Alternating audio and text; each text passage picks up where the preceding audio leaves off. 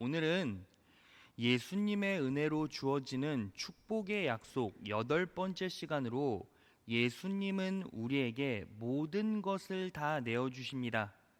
예수님은 우리에게 모든 것을 다 내어주십니다 라는 제목을 가지고 은혜의 말씀 선포하겠습니다. 여러분, 우리가 지난 시간에 살펴보았듯이 창세기 22장의 이삭은 예수님을 예표합니다.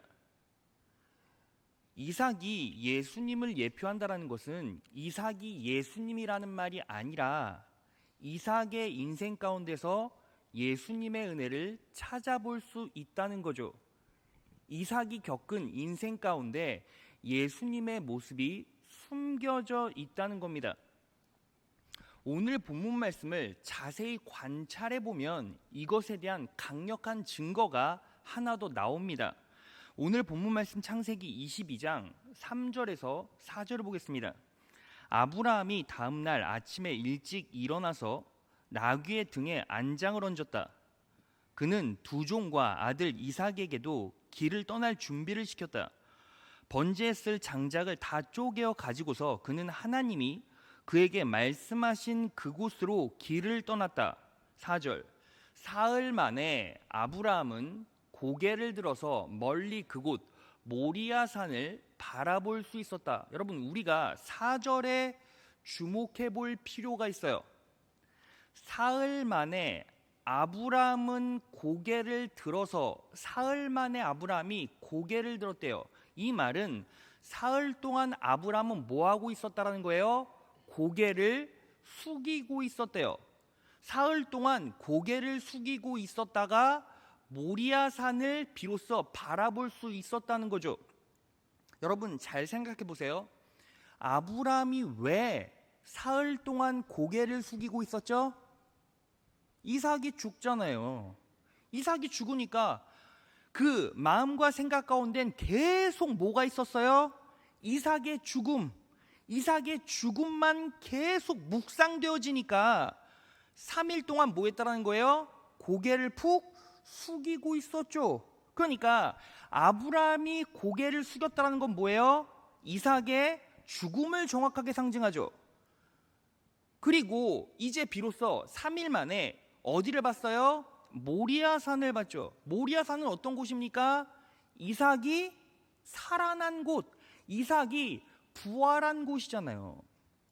그러니까 3일간의 죽음 그리고 바라본 부활, 무엇을 정확하게 예표합니까? 예수 그리스도의 십자가의 사건을 예표하죠. 예수님께서 십자가에 못 박혀 돌아가셨을 때 어떤 모습이셨죠? 요한복음 19장 30절이에요. 다 같이 한번 읽어볼까요? 시작. 예수께서 신포도주를 받으신 후에 이르시되 다 이루었다 하시고 머리를 숙이니 영혼이 떠나 가시니라. 예수님께서 돌아가실 때 어떤 모습이셨죠? 머리를 숙이니 고개를 숙이셨죠. 고개를 숙이실 때 영혼이 떠나가셨어요. 고개를 숙이셨다. 예수님의 죽음을 정확하게 설명하고 있죠. 그리고 고린도전서 15장 4절. 예수님이 장사 지낸 바 되었다가 성경대로 사흘 만에 다시 살아나사라고 나와 있어요. 그러니까 예수님께서 고개를 숙이시고 3일 동안 죽으셨다가 부활하시는 거예요. 아브라함이 3일 동안 고개를 숙였죠. 이삭이 3일간 죽었죠. 그리고 모리아산을 봤어요. 부활했죠. 정확하게 이삭이 누구를 예표하고 있어요? 예수님을 예표하고 있습니다. 이것에 대한 방점을 찍는 말씀을 하나 더 찾아볼까요? 히브리서 11장 19절이에요.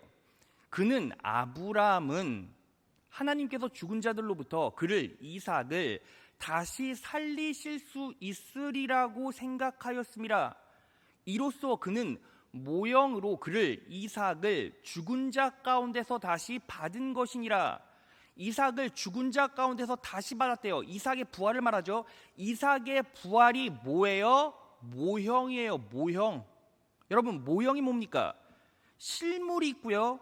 그 실물을 모방한 것을 모형이라고 말해요. 그러니까 이삭의 부활이 뭐다?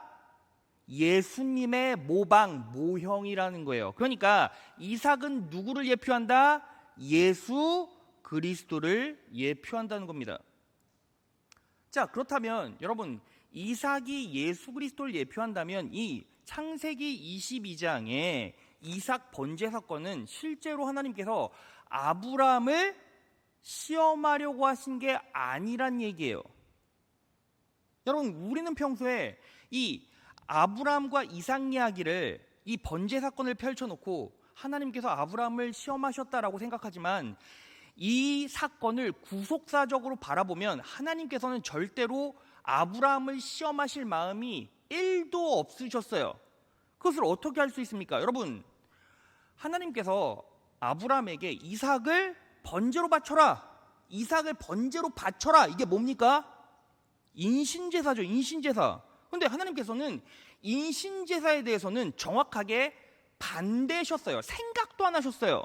자, 예레미야서로 갑니다. 또 그들은 자기들의 아들 딸들을 불태워, 이게 뭐예요? 인신제사죠. 몰렉에게 제물로 바치려고 흰놈의 아들 골짜기에 바알의 산당을 쌓아놓았는데, 나는 절대로 유다 백성을 죄악에 빠뜨리는 이 역겨운 일은 명하지도 않았고 상상조차도 해본 적이 없다. 인신제사는 명하지도 않았고 상상조차 해본 적이 없대요. 자, 그러면 하나님께서 이삭 바쳐라, 이 말은요 무슨 뜻입니까? 실제로 아브라함을 시험하시려고 하신 것도 아니고 이삭을 불태워 죽이려고 하신 것이 아니라 그 사건을 통해서 정확하게 무엇을 드러내겠다? 예수 그리스도의 십자가의 사건, 그 은혜를 드러내겠다라는 하나님의 의지가 정확하게 녹아져 있었다는 겁니다. 믿으십니까? 자, 그래서 이삭은 결국 누구를 예표한다? 예수 그리스도를 예표한다. 그래서 우리는요, 이삭의 인생을 통해서 누구의 은혜를 바라볼 수 있고 유추해 볼 수 있습니까? 예수님의 은혜를 바라볼 수 있고 유추해 볼 수 있다는 거죠. 그래서 지난 시간에는 이 창세기 22장 번제 사건에서 드러난 예수님의 은혜를 알아봤어요. 오늘은 이것 외에 다른 예수님의 은혜를 알아볼 것입니다. 이 진리를 삶에 잘 녹여내셔서 아브라함의 축복, 이삭의 놀라운 축복을 누리시고 공급받으시는 여러분 되시기를 진심으로 축원합니다. 자, 이삭의 인생 가운데서 우리에게 주어진 예수님의 은혜는 정리해보면 세 가지예요.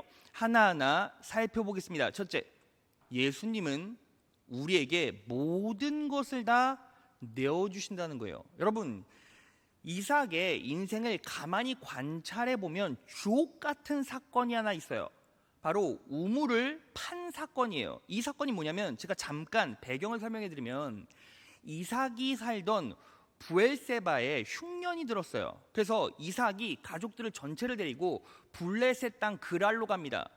그랄로 가서 농사를 짓는데 거기에 놀라운 축복이 임해요. 자, 그 축복의 실제를 볼까요?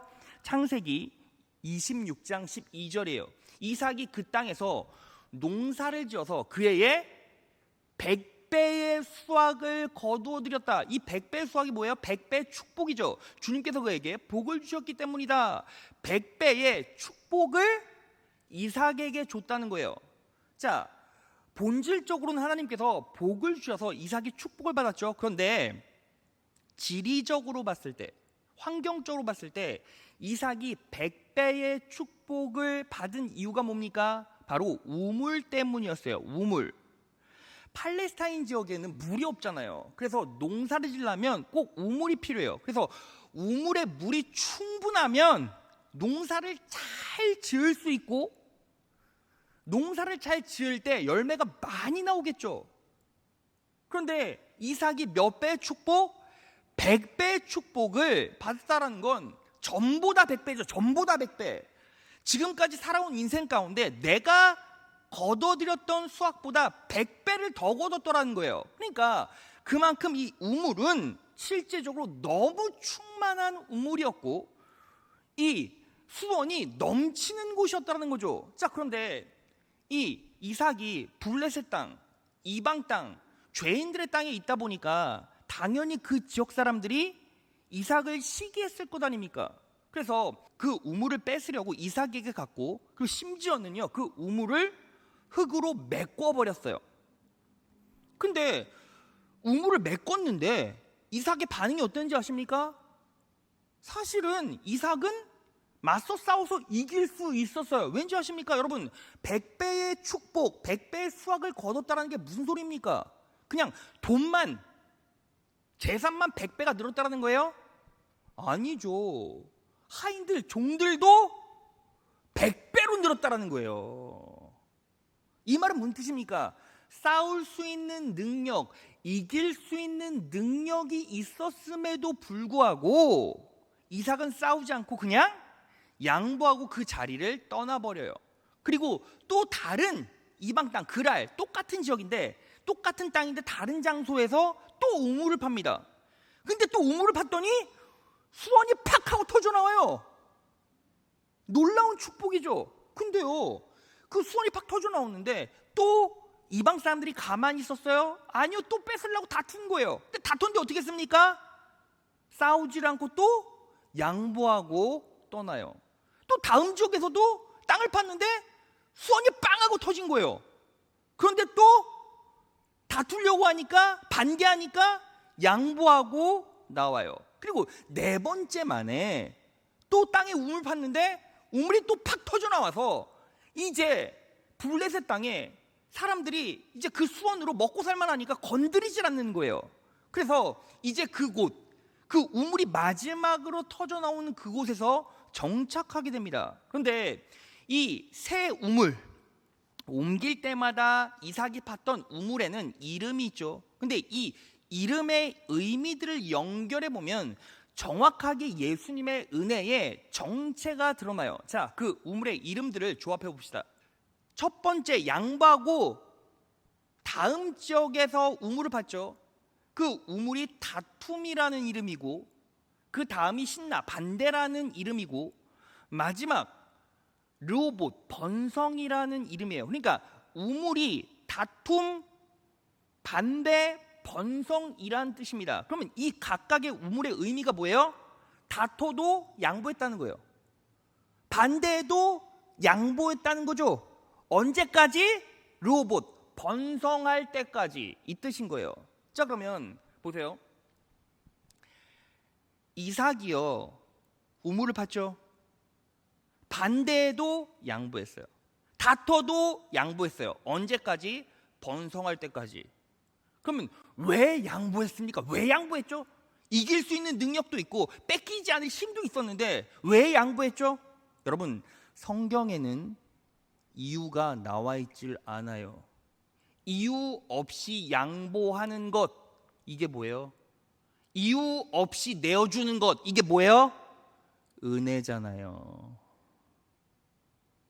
그리고 굳이 이유를 딱 하나 생각해 본다면 이유가 딱 하나 있죠. 누구밖에 우물을 팔 수 없어요? 이삭밖에 우물을 팔 수 없으니까. 여러분 잘 생각해 보세요. 이방 사람들이요, 블레셋 사람들이요, 자기가 막 땅을 파는데 우물이 막 터져 나와요. 그러면 이삭과 싸우겠습니까? 반대하겠습니까? 아니요. 자기가 그냥 파서 자기가 잘 먹고 잘 살죠. 근데 본인들은 팔 수가 없고 이삭만 팔 수가 있으니까 빼앗으려고 한 거예요. 자, 그러면 이삭이 양보할 수 있었던 이유가 뭡니까? 나는 우물을 파서 수원을 만들어낼 능력이 있으니까. 자, 그러면 이삭이 누굴 예표합니까? 예수 그리스도를 예표하죠. 그럼 이 그림을요, 우리 삶에 적용해 봅시다. 예수님께서 이 땅에 오셨어요. 이 땅은 어떤 땅입니까? 이방 땅, 죄인들의 땅이죠. 그런데 이 세상에서는요, 예수님이 오셨을 때부터, 사역을 시작했을 때부터 어떤 일이 벌어져요? 예수님을 싫어하고 이유 없이 싸움을 걸고 반대하는 세력들이 있었죠. 심지어 예수님을 죽이려고 했고 모함하려고 했어요. 그런데 예수님의 모습은 어땠어요? 그들을 다 저주하고 심판할 수도 있었는데 그렇지 않으시고 다 뭐 하십니까? 양보하시고 내어주시고 내어주시고 내어주세요. 언제까지? 이 땅이 하나님의 은혜로 번성될 때까지. 바로 그 그림이 누구의 그림이에요? 예수 그리스도의 그림이라는 거죠. 여러분, 이게요, 안 믿는 사람을 향한 예수님의 마음이고 모습입니까? 은혜입니까? 그렇지 않죠. 여러분, 우리는요, 인생을 살다가도 어때요? 신앙생활을 하다가도 예수님의 은혜를 싫어하고 반대할 때가 많아요. 목사님, 제가요, 은혜 받는데 반대할 때가 있었습니까? 말씀에 대적하거나 반대할 때가 참 많이 있죠. 말씀에 순종하지 않고 내 마음대로 살 때도 너무 많이 있죠. 예수님을 원망하고 미워할 때도 참 많이 있죠. 삶을 살아가면서 어렵고 힘든 일이 있었을 때 예수님을 반대하고 미워하는 일이 참 많이 있지만, 우리 예수님은 언제나 어떠세요? 또 내어주시고 내어주시고 내어주시고 내어주셔서 전부 다 퍼주신다는 거예요. 믿으십니까? 여러분, 이 물, 이 생수, 사람이 먹을 수 있는 이 물이 무엇을 상징합니까? 두 가지죠. 천국과 내 영적, 육적 갈급함의 충족이죠. 자, 말씀 찾아볼까요? 요한복음 4장 13에서 14절. 예수께서 대답하여 가라사대 이 물을 먹는 자마다 다시 목마르려니와 내가 주는 물을 먹는 자는 영원히 목마르지 아니하리니 나의 주는 물은 그 속에서 영생하도록 천국 가도록 솟아나는 샘물이 되리라. 요한복음 7장 38절. 나를 믿는 자는 성경의 이름과 같이 그 배에서 꼬르륵거리는 내 배고픔에서 생수의 강이 흘러나오리라 하시니. 그러니까요, 이 우물이요, 이 생수가요, 우리에게 무엇을 줍니까? 천국을 주고요, 우리 배, 우리 영적 육적 갈급함을요 전부 다 충족시키고 넘치게 하고 채워준다는 거예요. 믿으십니까? 여러분, 여기서 우리가 강력하게 알 수 있는 통찰력이 뭐예요? 우리는 또 부족하고 우리는 또 연약해서 또 예수님의 말씀에 순종하지 못하고 그분과 다투고 그분과 싸우고 그분이 선포하는 말씀의 진리를 튕겨낼 때가 많이 있을 거예요. 그리고 그러한 부족함이 내 심령 가운데 분명히 아로새겨질 때가 있고, 예수님께 은혜를 구할 때마다 내가 잘못한 것들, 내가 정말 배고플 때마다 내가 하나님 앞에 온전히 행하지 못한 것들이 다 드러나겠죠. 그럼에도 불구하고 우리는 무엇을 기대할 수 있어요? 그럼에도 불구하고 예수님의 은혜를 기대하고 갈망할 수 있다는 거죠. 왜요? 우리 예수님께서는요, 그분을 반대하고 그분과 다퉈도 번성할 때까지 다 퍼주시고 다 내어주시는 분이기 때문입니다. 그게 뭐예요? 예수님의 은혜라는 거죠. 그래서 우리가 힘들고 어려울 때마다 나의 연약함이 보인다 할지라도 우린 뭐 할 수 있어요? 그분께 구할 수 있어요. 그분을 의지할 수 있어요. 갈망할 수 있다는 거죠. 그리고 그게 성경적으로 맞다는 거예요. 얼마나 놀라운 진리입니까? 우리는요, 천국 가는 그날까지 하나님 앞에 거룩하게 살 수 없어요. 거룩하게 살려고 노력해야 되고 거룩해야 된다는 거 다 알지만 실제로 그렇게 못 살잖아요. 그리고 우리는 죄를 지을 때마다 또 사단이 공격해서 또 죄 졌는데 무슨 낯짝으로 기도를 해, 무슨 낯짝으로 하나님께 기도를 해, 뭘 구해, 뭘 바래 라고 충동질하고 여러분들의 심령 가운데 어려움을 준다 할지라도 그때 우린 뭐 해야 합니까? 그래도 괜찮아요. 그때 누구를 바라봐야 합니까? 우물을 내어주시는, 생수의 강을 터뜨려 주시는, 채워주시는, 내어주시는, 양보해주시는, 더 주시고 더 주시고 더 공급해 주시는 예수님의 은혜를 온전히 의지하고 그분께 기대하고 바랄 때 기가 막히게 우리 예수님께서는 채워주시고 메꿔주시고 넘치게 해주신다는 거예요. 여러분들의 배에 생수의 강을 터뜨려 주십니다. 여러분들의 인생 가운데 우물을 파주십니다. 여러분들에게 천국길을 마련해 주십니다. 믿으십니까? 그게 바로 우리 예수님의 은혜라는 거예요. 그 은혜로 살아가시는 귀한 성복의 자녀 되시기를 진심으로 축원합니다. 자, 둘째, 성령의 능력으로 예수님을 품으라는 거예요. 은혜를 생산하라는 겁니다. 하나님께서 그래야 돌봐주신다는 거예요. 자, 여러분, 이 창세기 22장에 이 이삭 번제 사건 있잖아요. 근데 이 이삭 번제 사건에 믿음의 실제적인 능력이 있음에도 불구하고 이 사건에서 누락된 인물이 딱 한 명 있어요. 누군지 아십니까? 바로 사라잖아요. 사라가 없어요. 여러분 잘 생각해 보세요. 이삭이 이제 죽어요. 이삭이 죽으러 갑니다. 그러면 실상 누가 제일 마음 아파할까요? 엄마가 제일 마음 아파하잖아요. 그런데 잘 생각해 보세요. 왜 사라는 한마디도 안 합니까? 그렇잖아요. 여러분 창세기 22장 말씀 보면 사라는 나오지도 않아요. 이 말은 무슨 뜻입니까? 말할 필요도 없이 그냥 이삭을 바치라고 했다는 거예요. 아, 목사님, 그때는 가부장 제도가 횡행했잖아요. 가부장 제도 때문에 사라는 말 한마디도 못했던 겁니다 라고 말씀하시는 똑똑한 분들 있죠. 근데 그 말이 맞습니까? 실상 시대상으로 보면 그 말이 맞은데 아브라함의 상을 보면 그 말은 틀려요. 왜냐하면 아브라함은 절대로 사라를 이길 수가 없었기 때문이에요.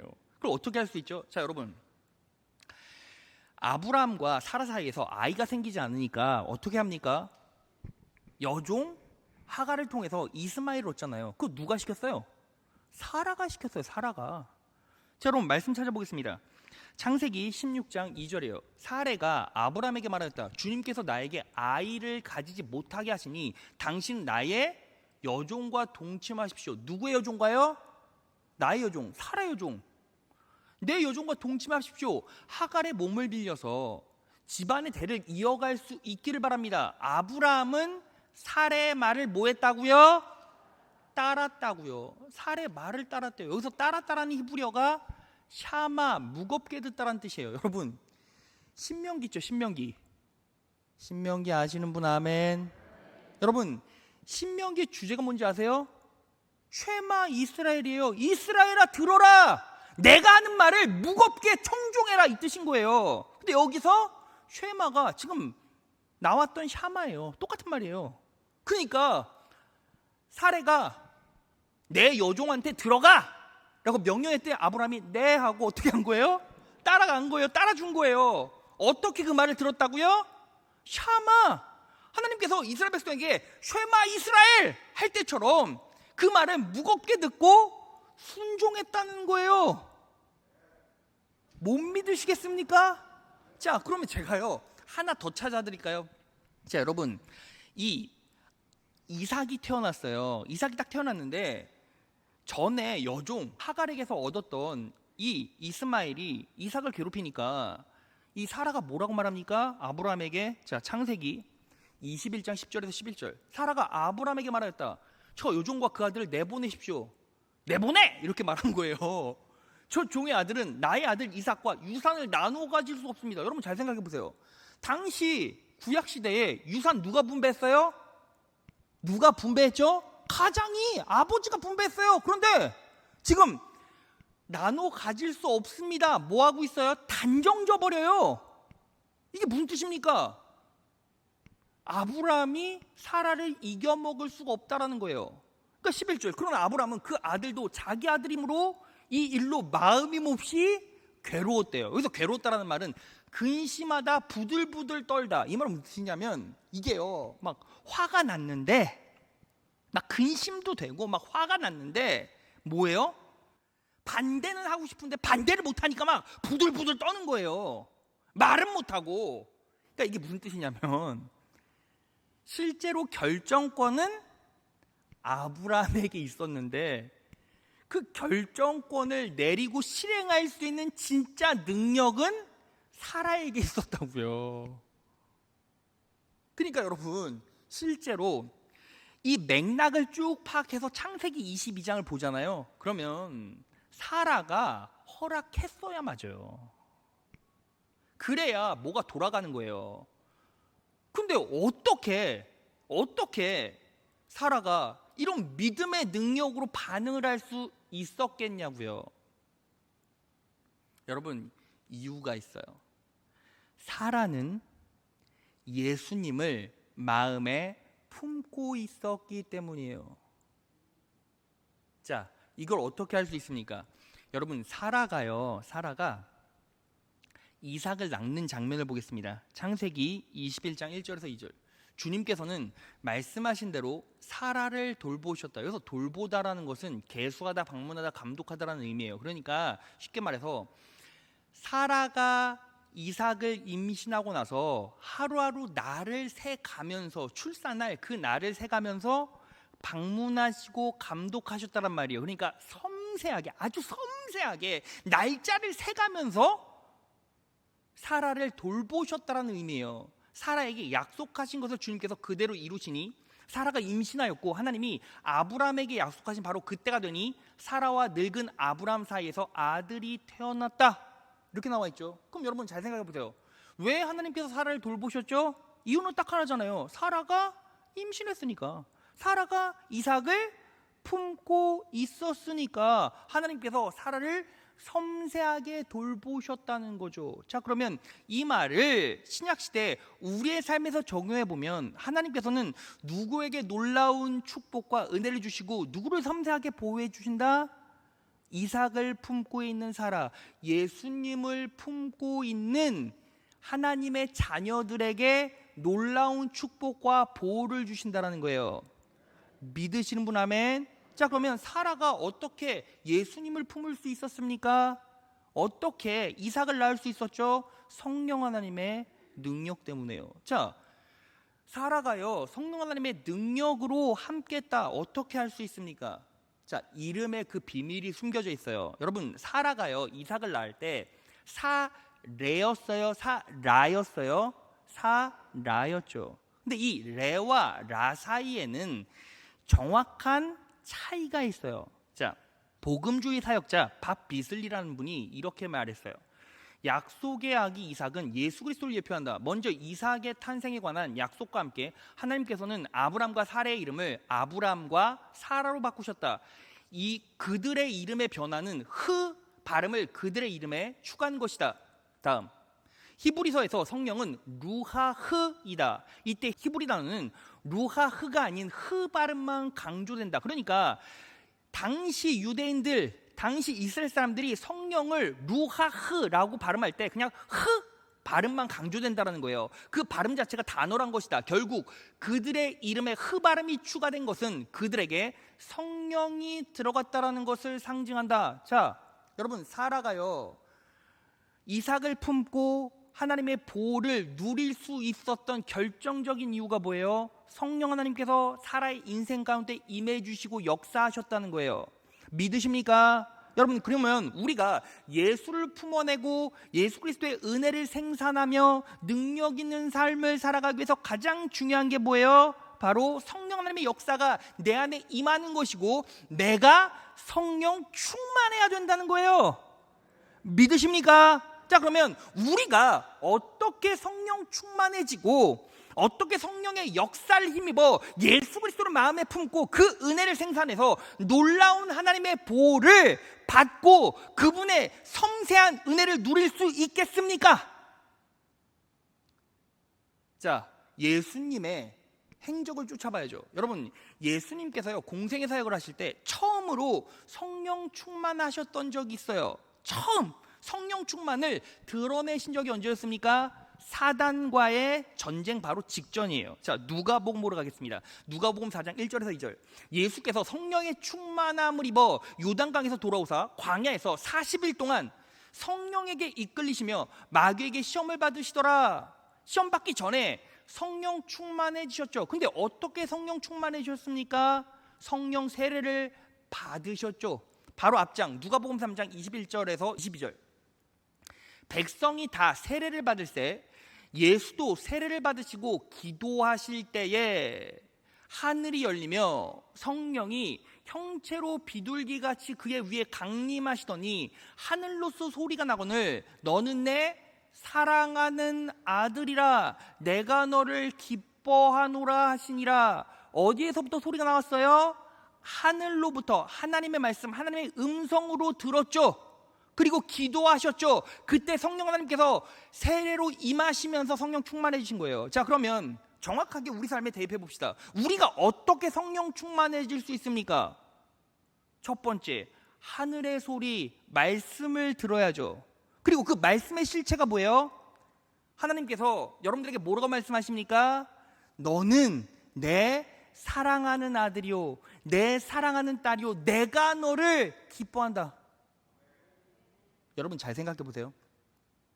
예수님이 신이 아니라 그냥 인간이라고 가정해 봅시다.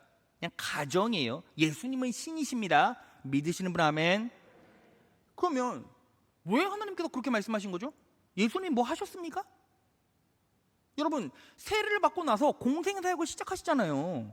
그렇죠. 그러면 그 전에는 뭘 하셨습니까? 아무것도 안 하셨어요. 근데 하나님께서 뭐라고 말씀하셨습니까? 내 사랑하는 자요, 내가 기뻐하는 자래요. 이게 무슨 뜻입니까?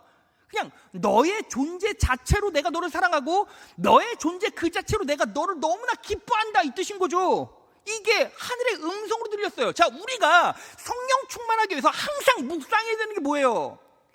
여러분들의 존재 그 자체로 하나님께서는 여러분들을 너무나 사랑하시고 여러분들 기뻐하신다는 거예요. 여러분들이 무언가를 해서가 아니라, 여러분들의 공로가 아니라, 하나님께서는 여러분들의 존재 자체로 기뻐하시고 사랑하세요. 그 진리를 마음에 정확하게 새기고 뭐 하는 겁니까? 다구지게 기도하는 거죠. 누구처럼? 예수님처럼. 그럴 때 성령 충만해질 수 있어요. 여러분 성령 충만한다는 게 뭐예요? 성령 하나님의 역사가 내 안에 임했다는 거죠. 여러분 성령 충만이요, 막 장풍 날리고 막 기적을 일으키고, 물론 그럴 수 있어요. 그런데 그게 본질이 아니라 성령 충만이라는 건 뭐예요? 예수님께서 나를 너무나 사랑하셔. 내 존재 자체로 너무나 기뻐하셔. 나는 사랑받고 있는 존재고 내 존재 자체가 하나님을 기쁘시게 만들어 그 사실로, 그 하늘의 음성으로, 그 말씀으로 채워지면 그때 비로소 어떤 일이 벌어집니까? 삶에 자신감이 생기죠. 사랑한 사람을 바라보면서 그 사람이 원하는 대로 살기로 바라죠. 그 사람이 내게 준 사랑만큼, 그 사람이 나를 향해 기뻐해주는 그 기쁨만큼 나도 그것에 충실히 반응하며 살기 원하죠. 여러분 성령 충만하는 게 결국 뭐예요? 예수님이 넘친 사랑 때문에 예수님 뜻대로 살아보겠습니다, 이거 아닙니까? 예수님께서 나를 너무나 기뻐하시니까 나는 예수님이, 하나님이 기뻐하시는 일 더 열심히 해보겠습니다, 이게 성령 충만인 거예요. 그러면 그 성령 충만하기 위해서 우리는 뭐 해야 합니까? 그 사실을 마음속에 계속 들여오고 공급받고 뭐 하는 거죠? 타구지게 기도하는 거예요. 그러면 성령 충만하고 예수님을 내 안에 품을 수 있죠. 여러분 예수님을 품는다는 게 뭐예요? 사랑한다는 거 아닙니까? 내가 놀라운 축복, 은혜와 더 많이 가까워지기 위해서 예수님께서 여러분들을 진심으로 사랑하시고 여러분들의 존재 자체를 기뻐하신다는 사실을 온전히 기억하시고 믿음으로 받아들이시고 누리시고 공급받으십시오. 그리고 뭐 하는 겁니까? 기도하십시오. 그럴 때 성령 충만해지고 성령 충만함으로 예수를 품을 때 누가 보호하십니까? 하나님께서 보호하십니다. 누구처럼? 사라처럼. 그런 인생 살아가시는 귀한 자녀들 되시기를 진심으로 축원합니다. 자, 마지막 셋째, 우리는 결국 약속의 길을 걷게 된다는 것을 정확하게 인식하라는 거예요.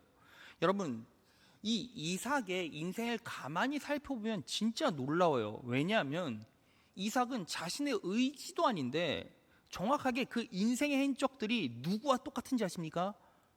아버지인 아브람과 그 행적이 똑같아요. 자, 살펴보겠습니다. 아버지의 행적을 똑같이 따르는 이삭. 아브라함이 기근이 있어 애굽으로 내려가죠. 이삭도 흉년이 있어 블레셋으로 내려가요. 아비멜렉의 종들에게 우물을 빼앗기죠. 이삭도 그랄에서 우물을 빼앗겨요. 다음, 아브라함도 아내를 누이로 속이죠. 이삭도 아내를 누이로 속여요. 하나님께서 자신이 지시할 땅으로 가라고 하시죠. 아브라함에게도 하나님께서 자신이 지시할 땅으로 가라고 이삭에게도 똑같이 말씀하세요. 자, 정말 신기하지 않습니까? 성경 전체를 봐도 이렇게 아버지의 인생 행로를 똑같이 답습하고 따라가는 사람이 누구밖에 없어요? 이삭밖에 없어요. 근데 이삭이 누굴 예표한다고요? 예수님을 예표한다고요. 그러니까 예수님의 행적이 뭐라는 거예요? 하나님의 뜻과 닮아 있다는 거예요. 요한복음 5장 30절 보겠습니다. 나는 아무것도 내 마음대로 할 수 없다. 나는 아버지께서 하라고 하시는 대로 심판한다.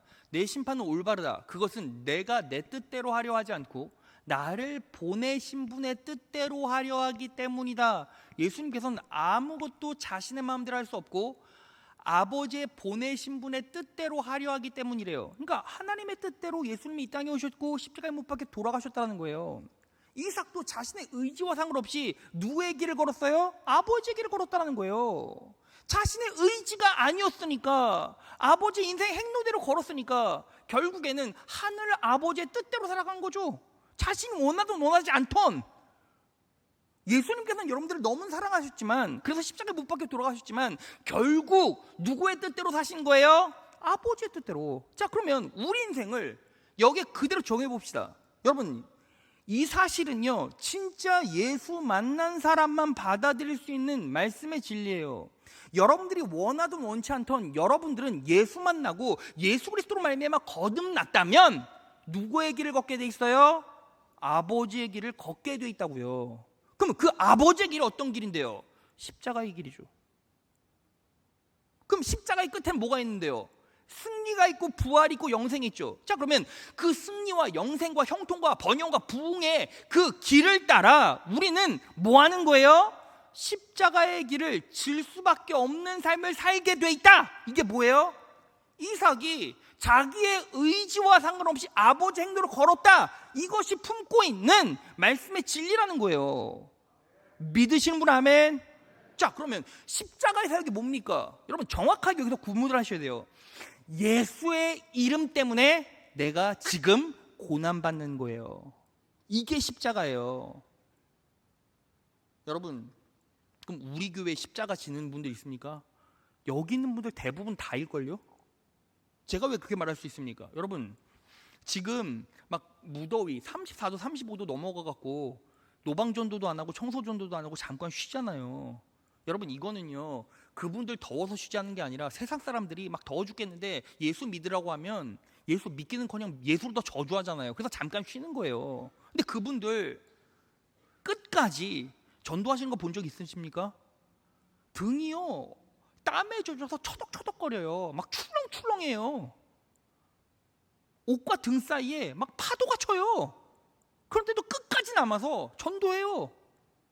반찬 전도하고 과자 만들고. 여러분, 여름에 주차 봉사하시는 장로님들, 안수집사님들 있잖아요. 그분들 한번 보세요. 그분들 안 해도 되잖아요. 안 하겠다고 배째고 교회 떠나겠다고 하면 우리가 뭐라고 합니까? 그런데 그거 하는 거예요. 왜요? 예수 그리스도 때문에 핍박받고 힘든 거예요. 그게 뭐예요? 십자가 지는 거예요. 그러면 교회 안에 교사들, 구역장들, 하나님의 사역 온전히 감당하시는 분들 다 뭐 하는 겁니까? 예수님 때문에 핍박받고 십자가 지는 거예요. 여러분, 교회라는 게요, 구원의 방주죠. 교회가 구원받습니다. 믿으십니까? 근데 교회가 구원받는다는 게 뭐예요? 건물이 통째로 휴거돼서 올라간다는 게 아니라 교인, 진짜 그리스도인들이 구원받는다는 거예요. 그럼 진짜 그리스도인은 어떤 사람들인데요? 예수 그리스도의 은혜에 힘입어 그 사랑에 공급받고 그 사랑에 설득되어져서 그 사랑에 반응해서 내 존재 자체만으로 나는 죽을 수밖에 없고 나처럼 미천한 죄인인데도 예수님께서는 그 존재만으로 나 같은 영적, 육적 장애인들에게도 사랑을 베풀어 주신다. 그래서 내가 존재하고 내가 천국 가게 되었고 내가 능력 있게 살아갈 수 있다. 그 사랑으로 반응된 그리스도인들이 그 사랑에 반응하여 예수 그리스도의 이름이라는 이유 하나 때문에 핍박받는 게 이게 십자가에 온전한 핍박을 받는다는 거고, 이게 온전히 십자가를 진다라는 의미예요. 자, 그러면 그리스도인이라면, 진짜 예수를 믿고 구원받는 자라면 그 표지가 뭔데요? 잘 먹고 잘 사는 거 아니에요. 못 먹고 못 사는 거 그것도 아닙니다. 내가 예수 그리스도로 말미암아 구원받았다라는 진정한 표지는 내가 지금 십자가를 지고 있냐라는 거예요. 이삭은 뭐예요? 자기 의지와 상관없이 아버지의 뜻대로 그냥 살아가요. 그럼 우리도 마찬가지예요. 우리도 결국에는 예수 그리스도로 말미암아 거듭나고 변화됐다면 아버지의 길을 내 의지와는 상관없이 내 의지를 꺾고서라도 걸어가게 돼 있다고요. 그게 뭐예요? 십자가를 진다라는 거. 그럼 여러분들은 예수의 이름 때문에 어떤 고난과 핍박을 받고 있습니까? 왜 예수님께서, 왜 성령님께서 여러분들을 지키고 보호해 주시고 이삭처럼 100배 축복을 주시죠? 여러분, 우리는 아브라함의 자손이고 이삭의 자손이에요. 우리는요, 하나님의 놀라운 영적 육적 축복을 받게 돼 있습니다. 믿으십니까? 자, 그런데 왜 그 축복을 주시냐고요? 사랑으로 반응해서 넘치는 사랑에 감복하고 설득돼서 십자가를 지라는 거예요. 여러분, 십자가를 진다라는 건 거창한 것도 아니고, 십자가를 진다라는 건 명분상 우리 인생에 너무 거대한 숙제도 아니에요. 그냥 내가 인생 살아가면서 내 직장에서, 내 가정에서, 내 삶에서 예수라는 이름 때문에 힘들고 핍박받는 일이 벌어지고 있는가? 자, 말씀 정리해 보겠습니다. 여러분, 아브라함도 인간 이삭도 사라도 다 무엇으로 살았어요? 하늘로부터 공급되는 그 사랑으로 살았잖아요. 그러니까 할 수 없는 것을 하고 해낼 수 없는 일을 해내고, 그리고 하나님의 놀라운 축복과 은혜를 공급받았어요. 여러분, 그냥 성경에서 제일 축복 많이 받은 사람이 누구예요? 아브라함이에요. 성경에서 모든 걸 다 가진 사람이 누구예요? 아브라함이에요. 왜요? 그 예수님의 사랑, 하늘의 사랑을 온전히 공급받고 들여오고 인식하고 예수님을 온전히 의지함으로 의롭다 여김받았고 천국을 소유하게 되었고, 그들의 후손들이 어떻게 되었습니까? 별처럼 빛나게 되었잖아요. 하나님께서 아브라함에게 뭐라고 말씀하셨습니까? 하늘의 별을 봐라, 네 후손이 너희와 같을 거야. 하늘의 별을 봐라, 네 후손이 너희와 같을 거야. 여러분, 제가요 그 말씀만 묵상해도 얼마나 감사한지 몰라요. 왠지 아십니까? 전 아브라함의 후손이고 하나님께서 말씀하신 밤하늘에 빛나는 별이 저기 때문이에요. 밤하늘에 빛나는 별이 누구예요? 여러분이잖아요. 여러분, 별은요 스스로 빛나는 것이 아니라 태양빛을 비춰서 빛나요. 우린 어떻게 빛납니까? 내 실력과 공로가 아니요, 하나님의 은혜로 여러분들은 찬란하게 빛나요. 그 자리에서 하나님께서는 여러분들을 별로 여기고 별처럼 바라보고 계시고 별처럼 귀하게 사용하신다는 거예요. 여러분들은 존재 자체로 하나님께서 기뻐하시고, 여러분들은 존재 자체로 하나님께서 사랑하시고, 세상 사람들은 여러분들을 어쩌면 에이, 쟤네 부자도 아니고 다 늙어간 할아버지 할머니 아니야? 무기력한 젊은이 아니야? 쟤네들이 가진 게 뭐 있어? 여러분, 세상의 시선은 상관없어요. 왜요? 하나님께서는, 우리 예수님께서는 여러분들을 별로 보고 계세요. 여러분들을 가장 사랑하시고 여러분들의 존재 자체로 기뻐하시고 여러분들을 반짝반짝 빛나게 하시며, 야, 저 별이 나의 별이야 라고 말씀하고 계신다고요. 그러면 그 사랑을 온전히 들여오시고 받아들이시고 인식하면 우리는 그 사랑에 자연스럽게 반응하게 돼 있죠. 오늘 이 말씀을 삶에 잘 기억하셔서, 여러분, 하나님께서는 여러분들을 사랑하시고 여러분들에게 100배의 축복을 주시기 원하십니다. 여러분들을 너무나 사랑하시고 기뻐하십니다. 그 사실을 기억하시고 반응하셔서 아브라함처럼, 이삭처럼, 그리고 밤하늘에 반짝이는 별들처럼 그렇게 반짝반짝 빛나시고 기뻐하시고 감사하신 인생, 예수님의 은혜로 십자가의 길을 걷는 그 놀라운 기적과 같은 인생을 살아가시는 귀한 자녀들 되시기를 진심으로 축원합니다.